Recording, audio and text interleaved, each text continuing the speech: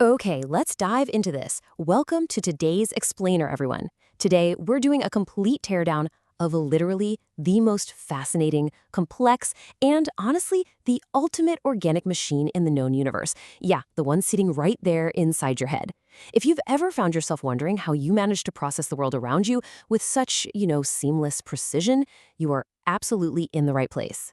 Section 1. Meet your body's boss, the ultimate control center. Before we really get under the hood to look at the hardware, we got to acknowledge the sheer scope of this organ. I mean, it's the centralized command center dictating literally every single conscious and unconscious action you take. Take a look at this. On the left, we've got the world's most advanced supercomputers, and on the right, well, your brain. You might think modern tech has completely outpaced biology by now, but honestly, not even the most cutting-edge servers on the planet can match your brain's astonishing operating power. Just think about the absolutely massive volume of sensory data coming at you every single second. Sight, sound, touch, smell. Your brain just downloads all that data, instantly understands it, and reacts to it perfectly in real time. It's a total processing marvel, no doubt about it.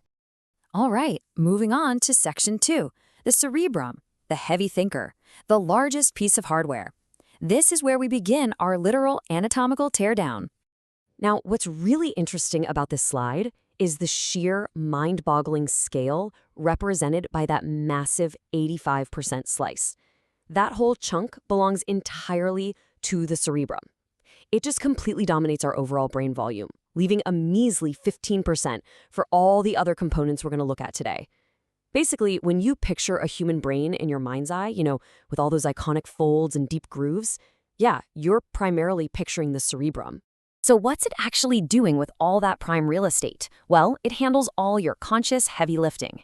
Every single time you navigate a tricky conversation, or pull off a complex athletic move, or sit down to learn a new skill, that is your cerebrum firing. In fact, it's kind of working overtime right now just to process and understand the information in this very explainer.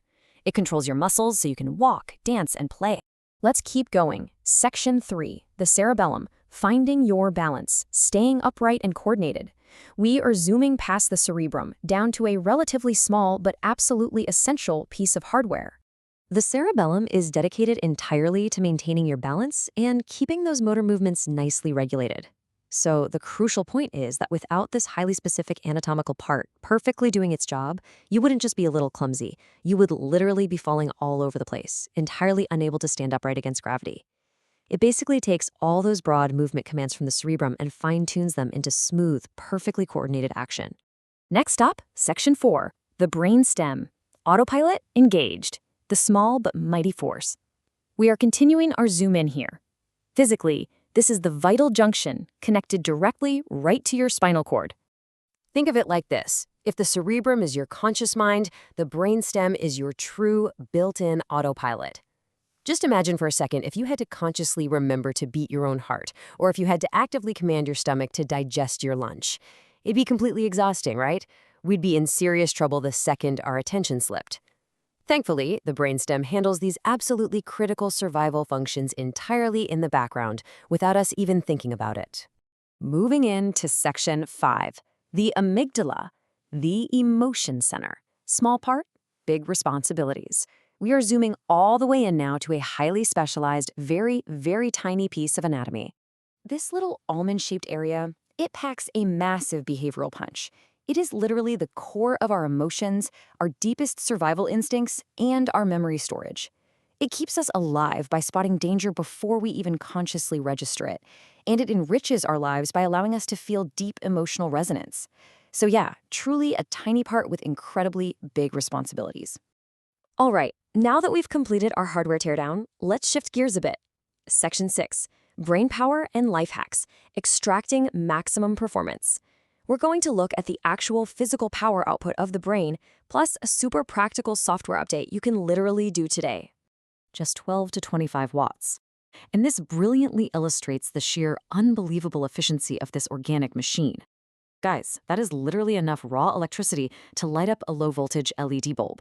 No way, right? Your body's boss is up there running all of those wildly complex calculations, processing emotions, and coordinating motor functions on the power equivalent of a tiny desk lamp. It's wild to think about.